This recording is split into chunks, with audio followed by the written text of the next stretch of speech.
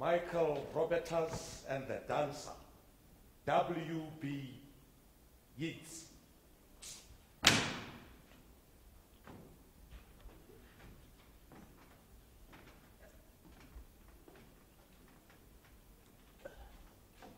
Bertolt Brecht, The Resistible Rise of Arturo Ui.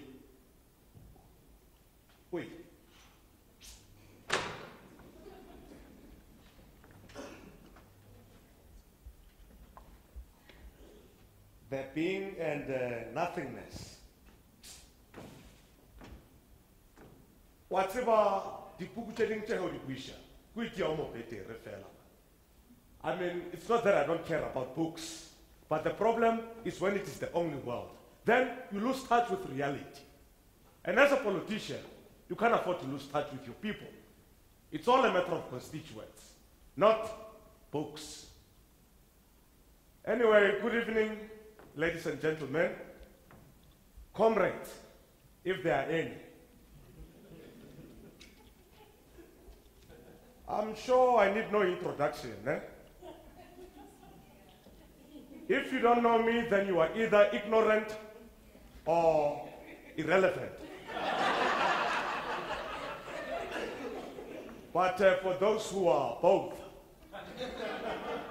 my name is Dada. Dada Mokoni. Everybody just calls me Big Dada. Big, though I'm not a giant, but I am well endowed in the waist and hind area. And because I'm an African, you can assume that that I'm well endowed in the fore area also. I don't mind. Take it however you want to take it. I don't care. Right. Now, imagine you are very... Oh, sorry, comrades. Hey. Hey. Hey. You know this white created technology, and you know how we blacks are. We fall for everything they create. Hey. Whatever this thing called Twitter. Initially I was very much against it, but now I'm hooked. It keeps you in touch with your constituents. just look here. It says here I have 324,000 followers. Huh? Towards 1 million followers, towards complete supremacy. Now, as I was saying, imagine you are very sick, dying, and you go to a doctor. And instead of him healing you or helping you, he's intrigued by your sickness. And he calls his academic colleagues saying, gentlemen, this is splendid indeed. And they, equally intrigued, they go, oh, what an amazing disease.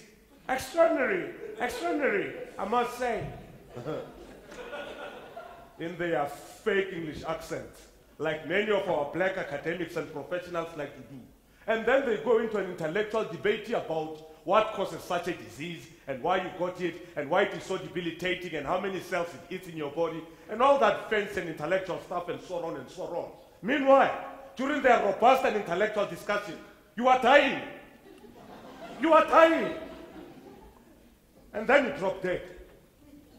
And even after you die, they are more intrigued. They say, oh, gentlemen, just look at that. Just look at how it killed him. Just look at how fast, how powerful this disease is. And one of them says, oh, I must write a book about this. The second one says, I'll provide you with the research. The third one says, gentlemen, if you're going to immortalize yourselves like that, you need more cases. And so, they wait for thousands more to die from this disease, and they write their book, and they win awards, and they are respected. And our great-grandchildren study their books. That is my problem with academics. They study and discuss the fire when the house is burning without switching it off. They say, oh, let's see what happens if we don't switch it off. Meanwhile, you are burning. No works. Suddenly a bucket of water is questioned, all for the sake of intellectual progression. That in essence is my problem with academics. Don't get me wrong. It's not that I have a problem with education. I mean, our youth need it in order to equip themselves for running the country. We need skills to run the mines and bring them back to the people. And of course, you can't be an engineer without studying engineering, or a politician without going to political school. But this mindless obsession with intellectualism is a problem. You get deployed and you discuss issues without acting on solutions. You become a talker, not a doer. That is my problem.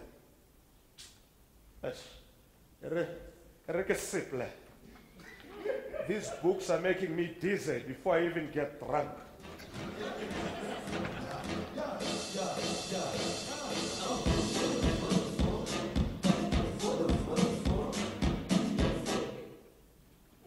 Yes, Lloyd? No, man, leadership is good, man. I remain unshaken. Oh, about that part. No, man, Arthur Wheeler, man. I want somebody in fashion. Who's the best DJ at the moment?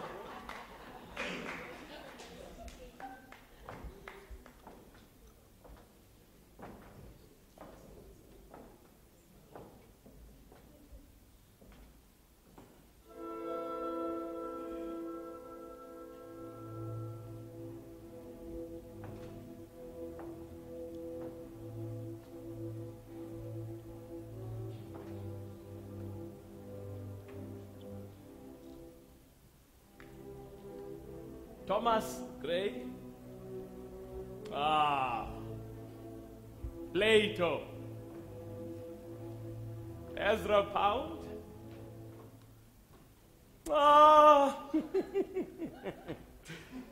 Langston Hughes.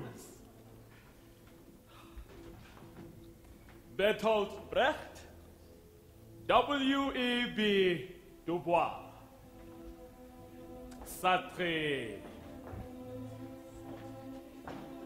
The Silent Woman, Sylvia Plath, and Ted Hudgens. George Bernard Shaw. Tolstoy, War and Peace. William Blake.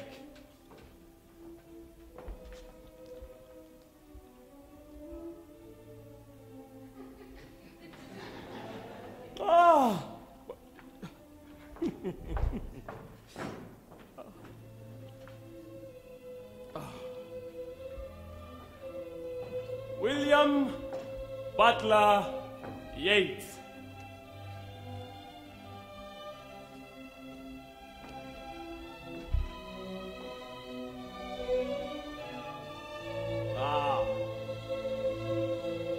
Turning and turning in the widening gyre, the falcon cannot hear the falconer. Things fall apart, the center cannot hold. Mere anarchy is loosed upon the world. The blood-dimmed tide is loosed and everywhere the ceremony of innocence is drowned. The best lack all conviction, while the worst are full of passionate intensity. One of the temptations of a leader who has been elected unopposed is that he may use his powerful position to settle scores with his detractors, marginalize them, and in certain cases, get rid of them, and surround himself with yes men and yes women.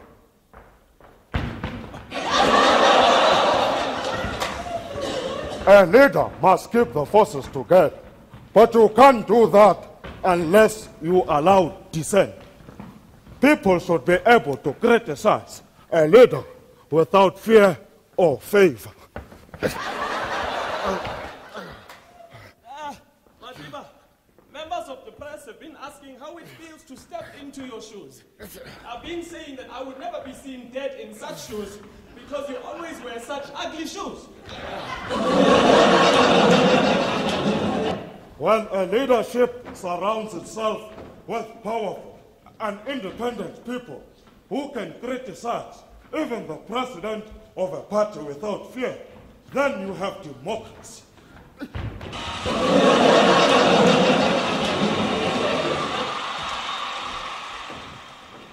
How does one succeed as saint?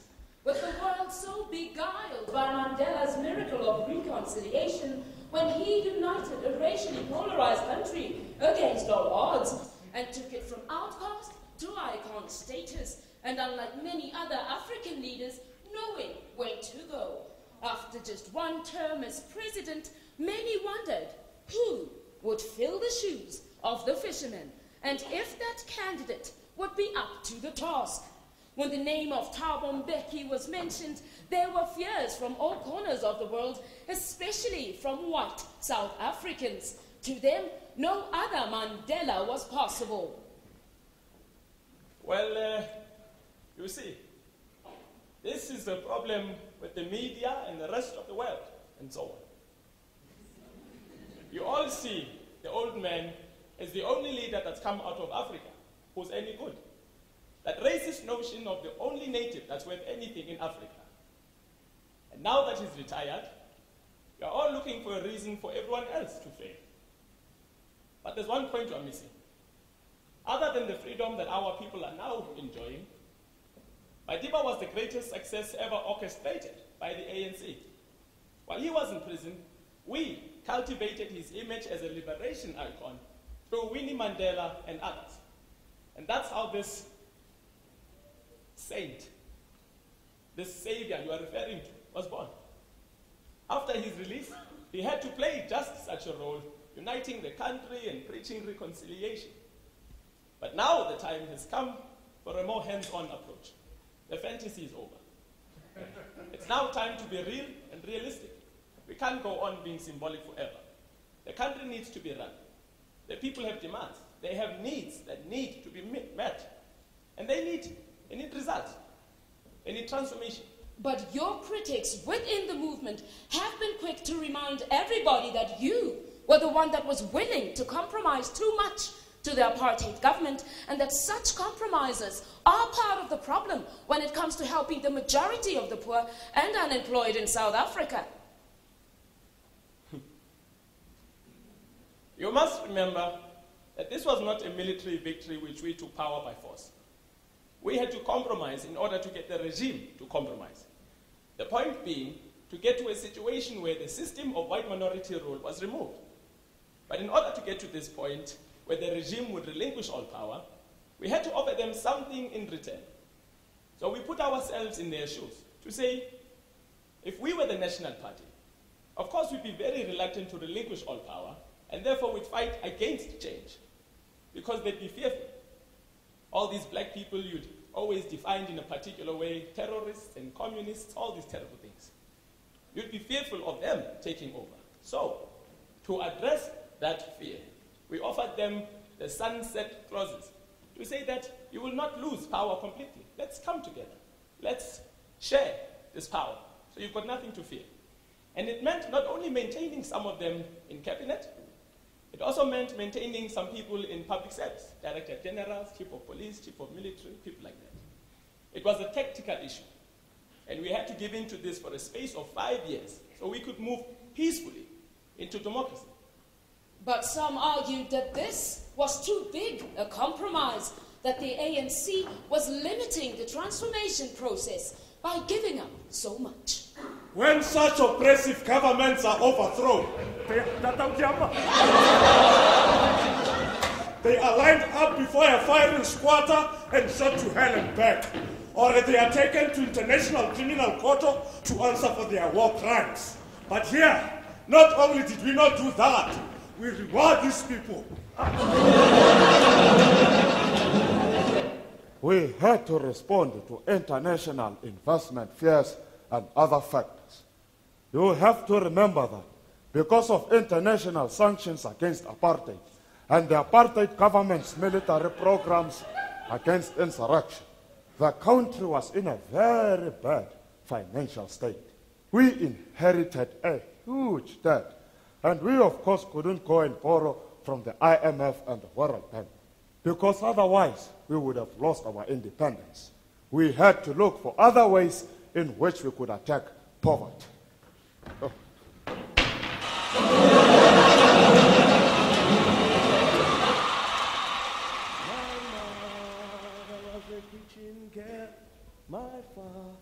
My father was a garden boy, that's why I'm a communist.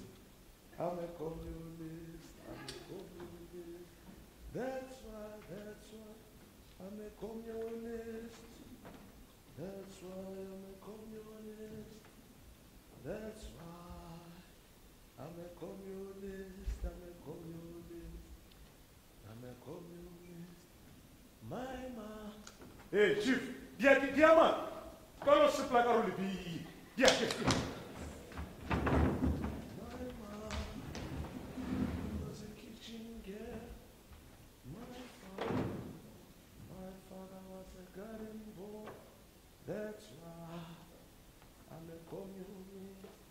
I'm a communist. I'm a communist. That's why I'm a communist. That's why I'm a communist. Welcome to Top Tagazile. And now, your host, Tagazile Masanga!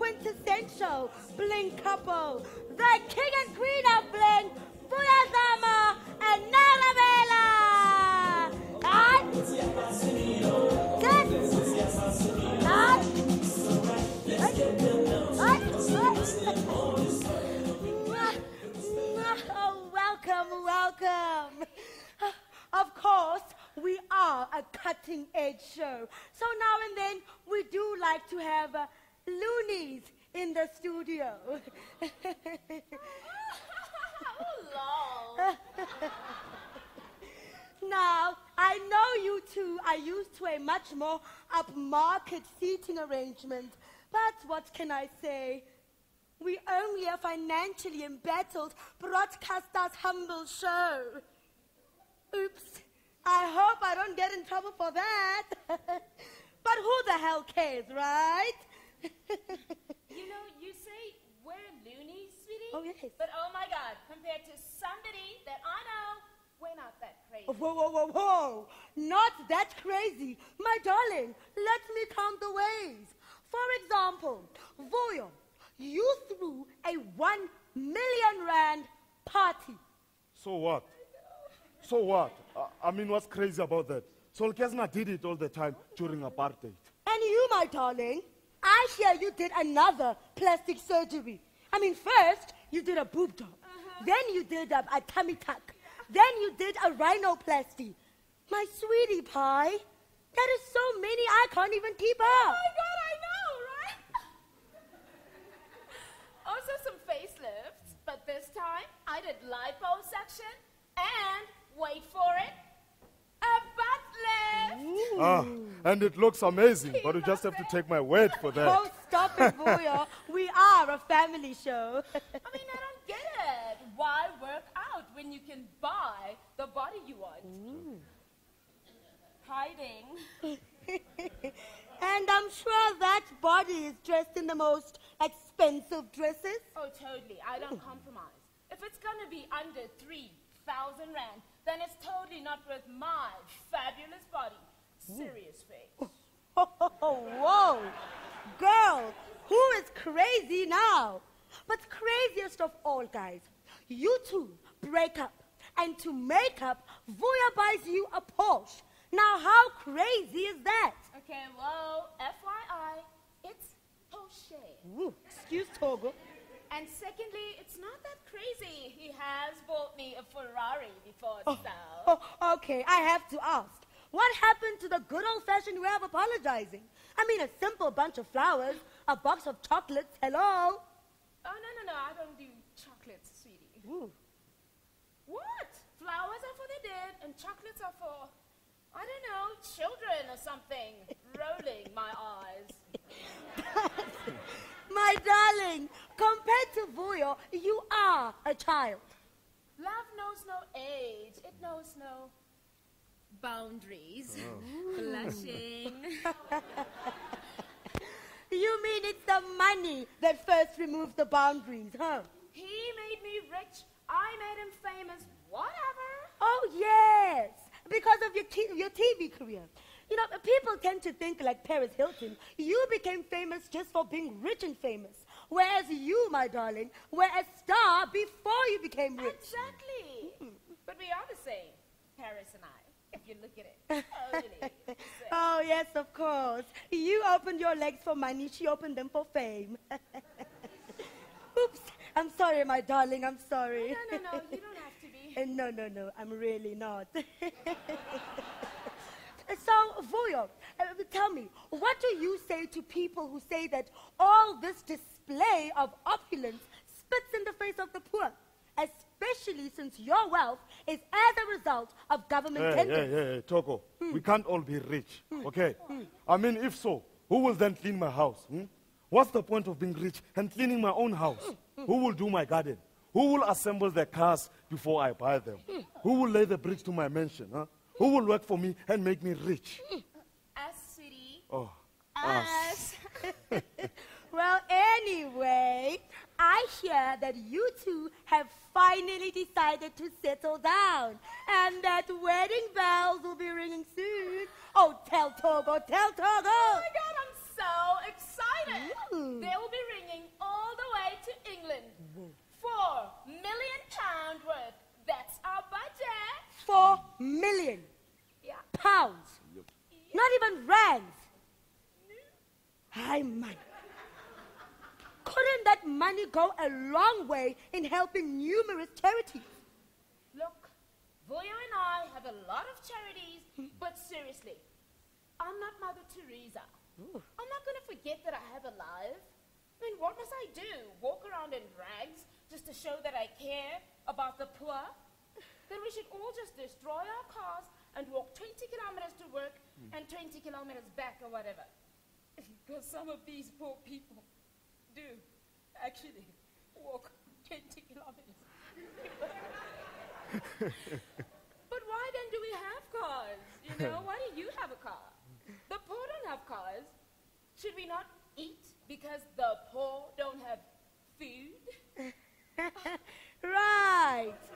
And on that food for thought, we'll go to an ad break. But remember, you heard it first, right here on Top Tagazile. Top news, top guests, Top Tagazile. Hi.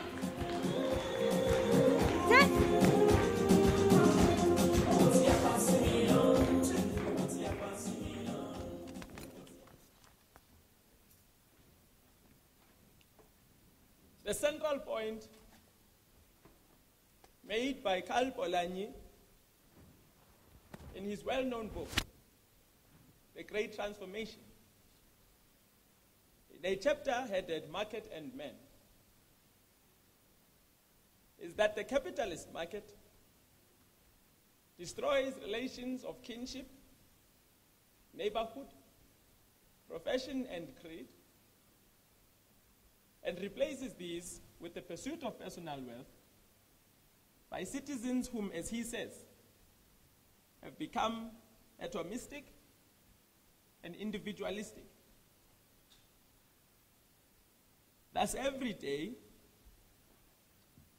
and during every hour of our time beyond sleep, the demons embedded in our society that stalk us at every minute seem always to beckon each and every one of us towards a realizable dream and nightmare. With every passing second, they advise with hypnotic and rhythmic regularity, get rich, get rich, get rich. And thus has it come about that many of us accepted our common natural instinct to escape from poverty is but the other side of that same coin, on whose reverse side are written the words. And thus has it come about that many of us accepted our common natural instinct to escape from poverty is but the other side of that same coin, on whose reverse side are written the words, at all costs, get rich. In these circumstances, the meaning of freedom has come to be defined not by the seemingly ethereal and therefore intangible gift of liberty, but by the designer labels on the clothes that we wear, the cars that we drive, the spaciousness of our houses and our yards, their geographic location, the company that we keep, and what we do as part of that company.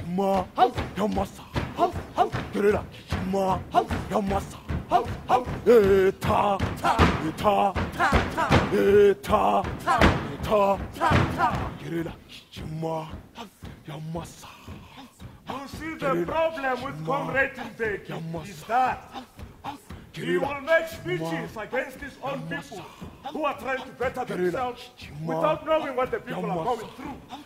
Down in the crowd, down in the mud, down in the dust.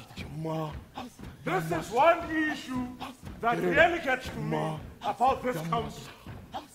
All these minority groups always question why some of us live, according to them, ostentatious lives. They want to say we should not drive BMWs and live in non-suburban houses. Who should drive them then? Who should live in those houses? Why are our people not good enough for these things? Yes, we are the elite, because our people's dream of nationalization has been deferred. We need solutions for in the meantime. And it is motivational when our people see us and say, Dada lives in a nice house. That only used to be for whites. Now if you can do that, so can I. Because we are from the same background, poverty. So when you see us dressed like this, or driving top cars, we inspire our people. We are projecting a lifestyle image that our people find aspirational. Otherwise, bring back nationalization. It is the only solution that can help all our people out of their shackles of poverty. Why are so many of our people stuck when we are called a mineral-rich country or Africa's richest country? Where are those minerals? Are they inside my BMW? Or in the seat of my expensive pants? Someone has them. Someone profits from them. It's not me. It's not our people. Then who? The only way to economic freedom is through nationalization of mines. Our people are tired of poverty. Our requirement. Nothing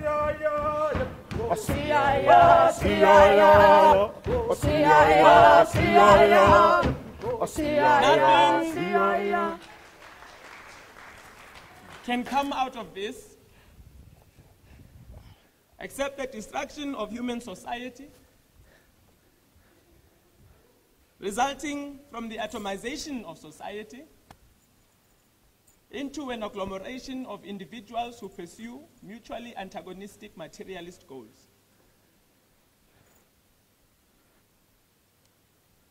Necessarily and inevitably, this cannot but negate social cohesion and the mutually beneficial human solidarity, and therefore, the most fundamental condition for the existence of all human beings, namely, the mutually interdependent human relationships, without which the individual human being cannot exist.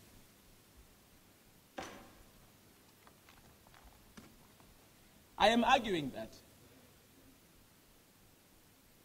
whatever the benefit to any individual member of our nation, including all those present in this hall, we nevertheless share a fundamental objective to defeat the tendency in our society towards the deification of personal wealth as the distinguishing feature of the new citizen of the new South Africa.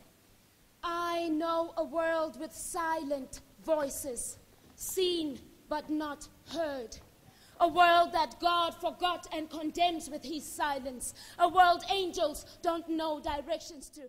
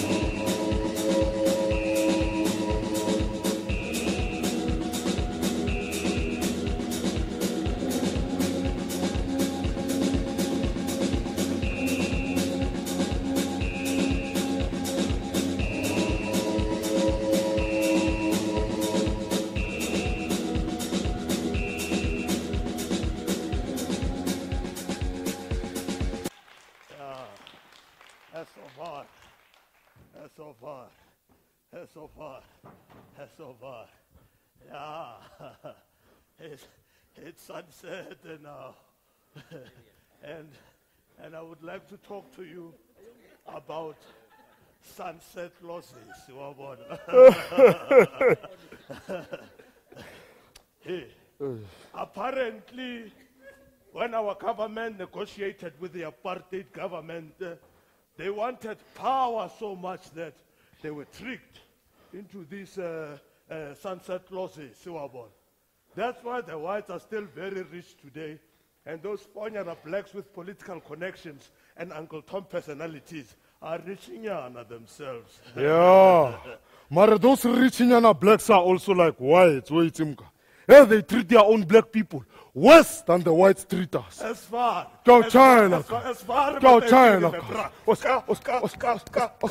If I get into any of their houses on a home invasion, I will kill them like pigs. There's only a few of them, Joe. You kill them all, and we blacks will have nothing to show for in terms of representation in wealth. Hey, Gazi. This is not about politics, man. This is not about politics.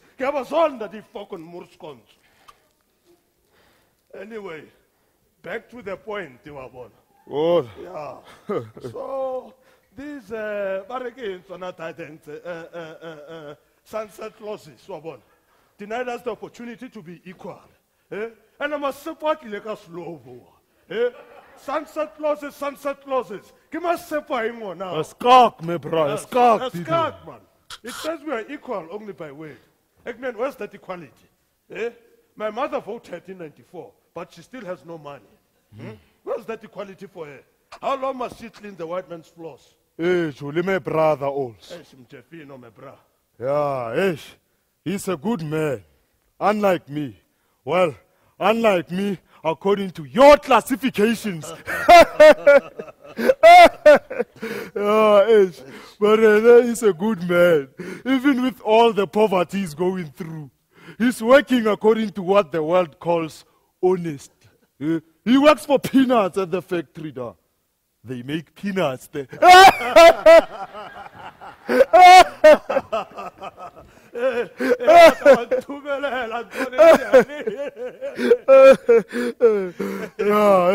But I'm not like that. Why must I work like that? Like him, without ever being able to buy a car of my own. Why must I be noble like him? This is freedom, Mama. Yeah. Why can't I have the things I was denied? The things my father was denied until his death. And yet was my bra. He broke his back working for the white man. White cover I didn't cast. Yes. Sorry.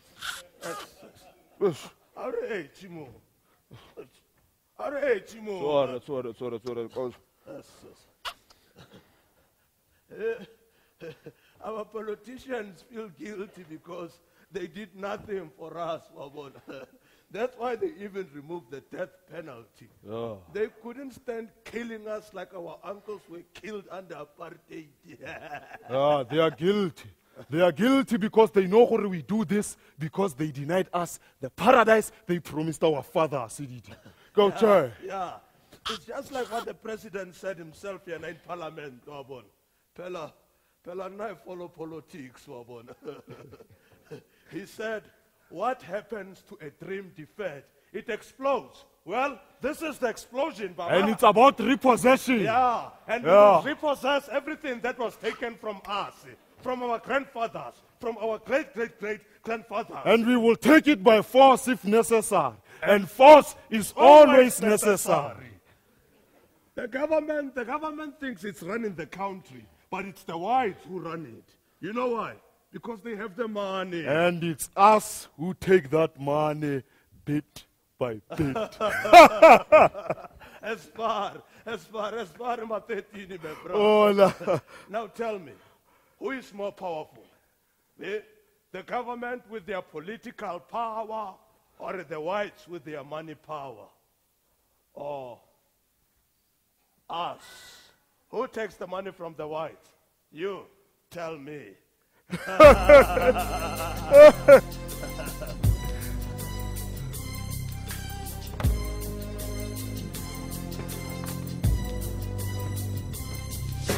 I walk through the valley of the shadow of death, I take a look at my life and realize there's nothing left. Cause I've been blasting and laughing so long that even my mama thinks that my mind is gone. But I ain't never crossed a man that didn't deserve it. Me be treated like a punk, you know that's unheard of. You better watch how you're talking and where you're walking, or you and your homies might be lying to chalk. I really hate the trip, but I gotta know. As they croak, I see myself in the pistol smoke. Fool, I'm the kind of G that the homies wanna be like on my knees in the night, saying prayers in the street light.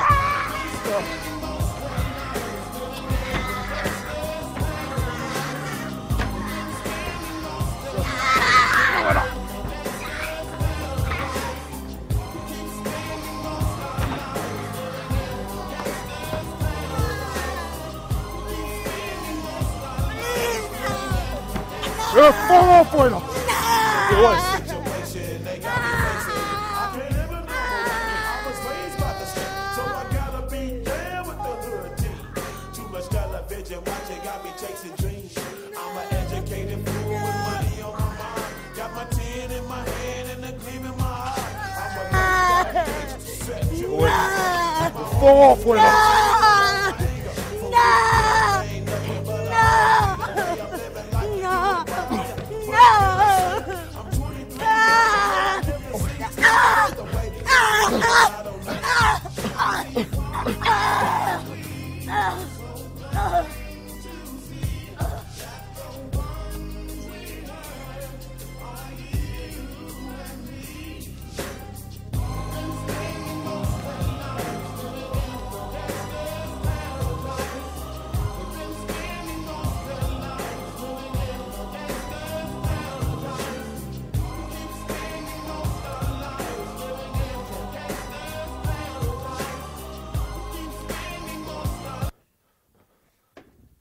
You see, whoever pays, we do the job. Whether you're a husband, you want to kill your wife, we do the contract. It's all about who has the money. Yeah, well, it's all about the money. And there are a lot of us out there, unemployed, unskilled to hold a job. How many of us do you think there are? And if you know anything about politics, they will tell you majority rules. Like he was saying, there's many of us. Hey, when son, where have you been, when son? Also say, why go phela go le blind mo wena? Why go phela go le blind? And of course, there's always the stupid thug. Oh, me bra, don't call me stupid. Utachuna. You mur. You mur, son. Sure.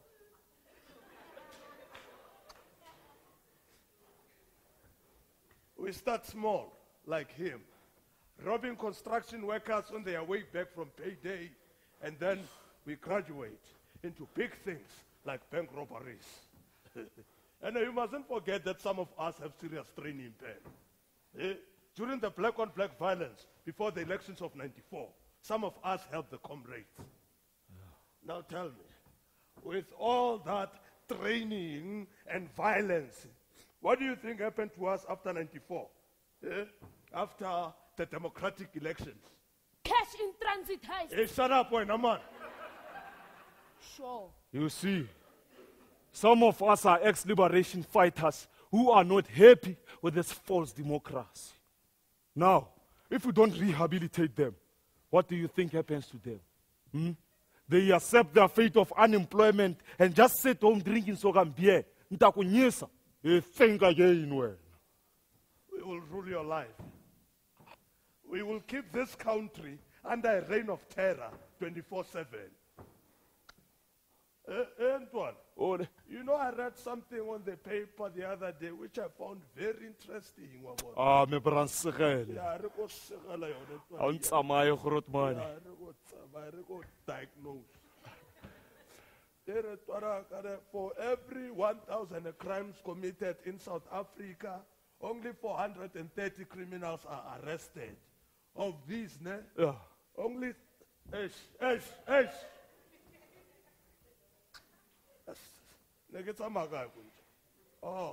of these, only 77 are convicted, and barely 8 of these are sentenced to 2 or more years of imprisonment. It is also calculated that South African convicts have a 94% divorce.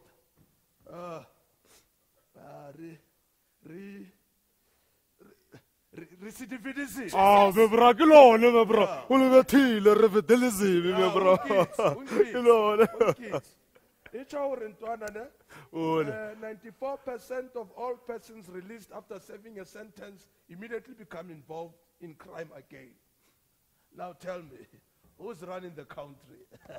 It's us. Hey man, hey, shut up, man. A o batla tlapa.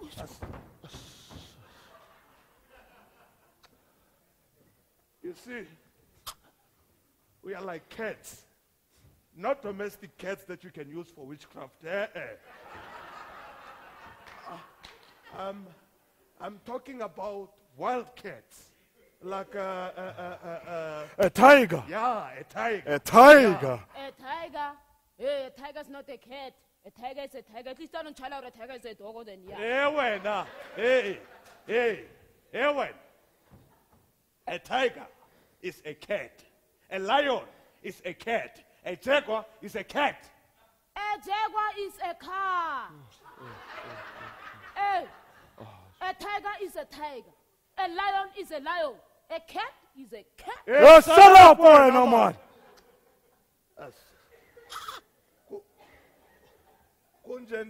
What was I saying? The lion is a cat. Hey, you listen here, ne? If you don't zip that mouth of yours, I'm going to kick it in. One good. Sure.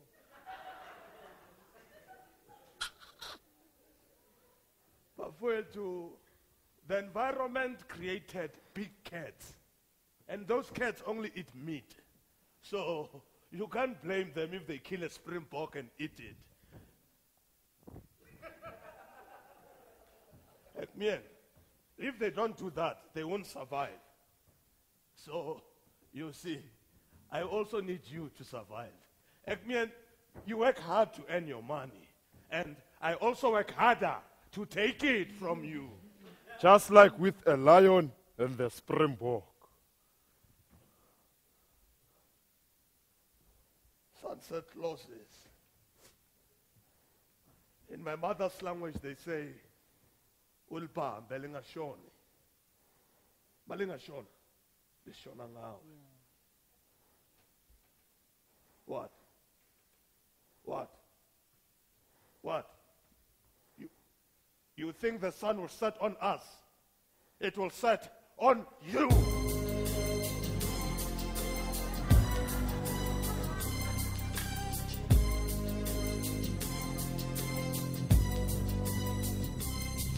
As I walk through the valley of the shadow of death, I take a look at my life and realize there's nothing left. Cause I've been blasting and laughing so long that even my mama thinks that my mind is gone. But I ain't never crossed a man that didn't deserve it. Me be treated like a punk, you know that's unheard of. You better watch how you're talking and where you're walking, or you and your homies might be lying to chalk.